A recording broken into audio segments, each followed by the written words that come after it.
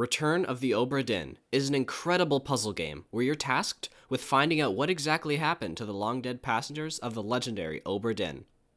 Each passenger's death can be viewed from a moment in time, which captures the exact moment they passed away, and the puzzle is discovering their identity, as well as the identity of the person that killed them, and how they died.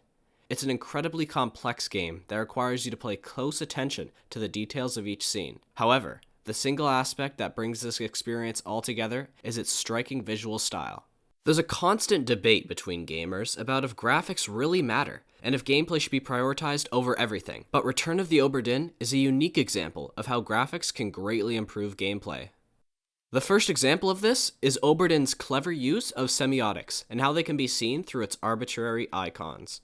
When you're experiencing a memory, multiple people have died during that scene. In order for the game to communicate which character should be found next, they begin to glow white and become visible between walls.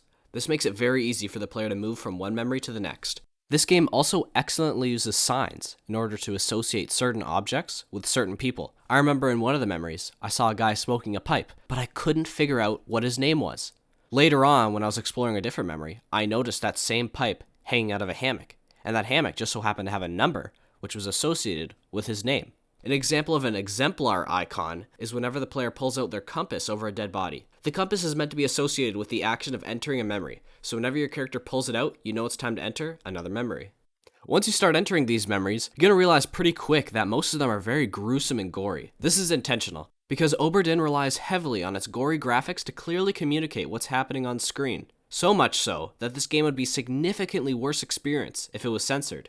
The blood and the violence greatly add to the atmosphere of the game, and nearly every memory shows something horrible happening, whether it's someone getting ripped apart or impaled by a beast. On top of this creating a magnificently dreadful atmosphere, it also helps with solving the mysteries. You'll often hear people describe how somebody died, and that'll act as a clue for identifying them. You'll also see various guns or spikes entering people's flesh, which helps determine what weapon killed them. If Obra Dinn was required to censor its content, then the game would lose out on a lot of clever ways of communicating info to the player. Finally, Obra Dinn's graphics benefit its gameplay by creating scenarios where the player can perceive the story in different ways in order to make the experience more challenging.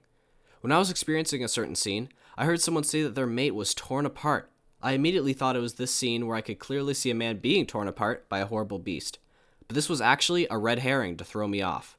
Obra Dinn uses the player's perception of certain scenes to their advantage. It basically tricks you into thinking you've seen the correct answer, only to later figure out you should have paid more attention to the other memories.